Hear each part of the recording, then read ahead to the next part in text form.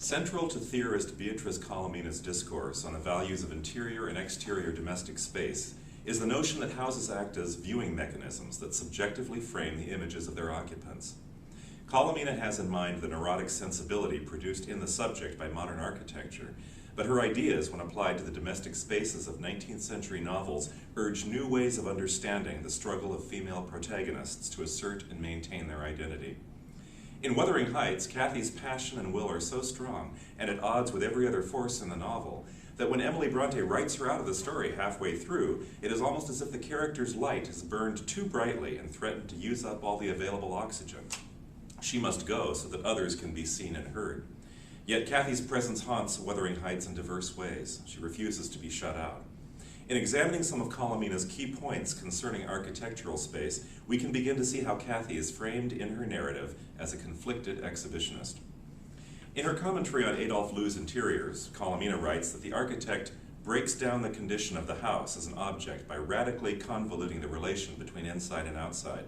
One of the devices he uses is mirrors, which appear to be openings, and openings which can be mistaken for mirrors.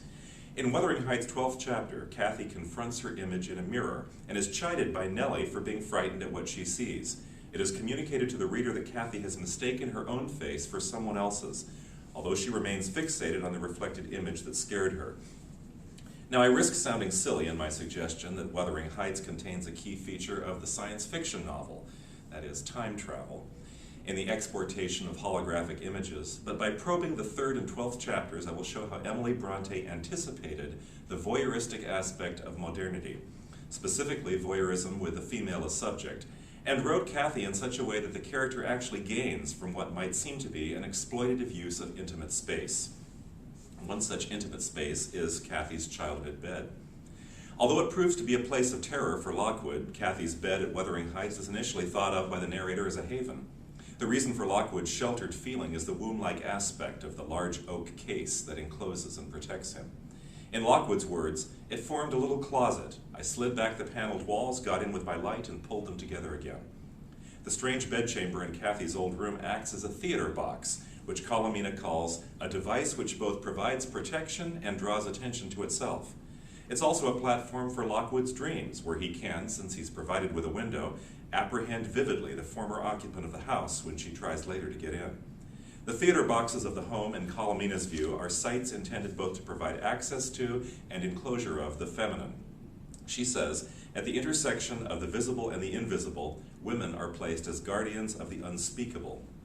Why wouldn't Cathy want to return to this safe place where she inscribed her name in all its iterations, wrote in her diary, and, it's implied, spent considerable time with Heathcliff? Yet she cannot return because she is dislocated in space and time. It's the waif, Cathy, lost on the moor, who appears to Lockwood and fights so tenaciously to get back inside once he breaks the window to stop the tapping of the branch. Lockwood fools himself that he's the author of his own dreams. He says, reading the inscription, Catherine Linton often overproduced an impression which personified itself when I had no longer my imagination under control.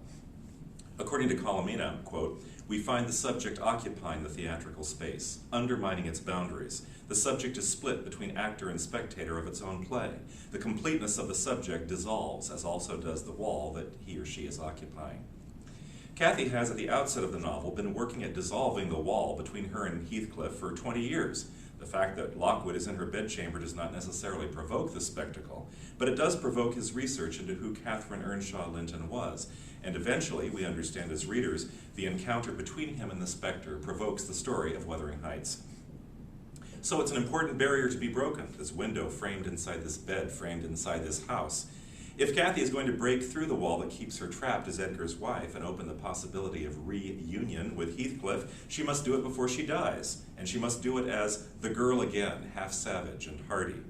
She cannot re-enter the domestic space of her childhood, the room at Wuthering Heights, as an adult Mrs. Linton. Colomina emphasizes the importance of the house as, quote, a mechanism for classification. It collects views and in doing so classifies them. The house is a system for taking pictures. What determines the nature of the picture is the window. If the window is a lens, the house itself is a camera pointed at nature.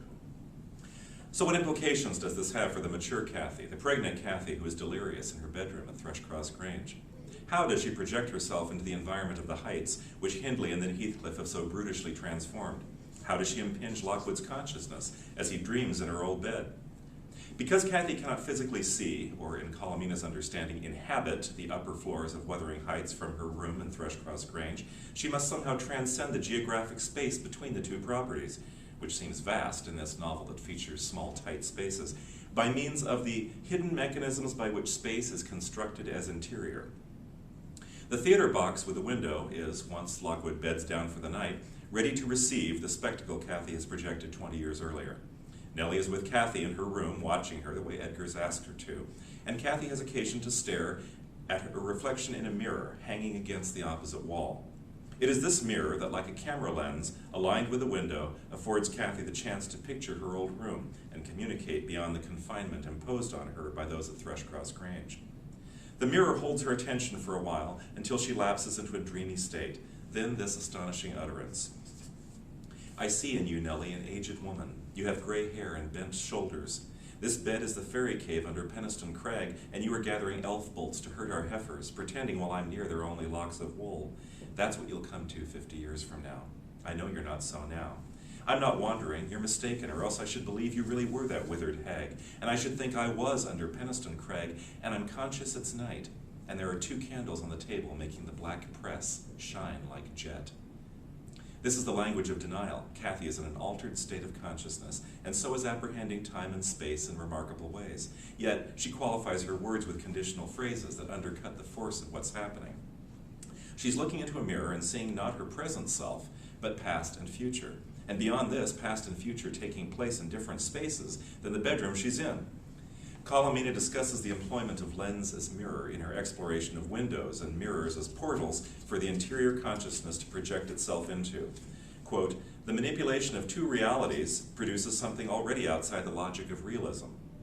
Rather than represent reality, it produces a new reality. That which is transparent, like the glass in our window, also reflects the interior and superimposes it onto our vision of the exterior. The glass functions as a mirror when the camera obscura is lit. Is it too far-fetched to conjecture that Kathy is, as she continues to talk to Nellie in this scene, literally seeing her old room with a black press at Wuthering Heights? To Kathy's contention she sees a face, Nellie replies, there is no press in the room and never was. But there is, according to Lockwood, one in Kathy's old room. Quote, the whole furniture consisted of a chair, a clothes press, and a large oak case with squares cut out near the top, resembling coach windows. Figures 1 and 2 on the board demonstrate one way the rooms might be configured and that mirrors and windows might be aligned so that Kathy's enclosed bed at Wuthering Heights and her 4-poster bed at Thrushcross Grange would afford the same view of the press.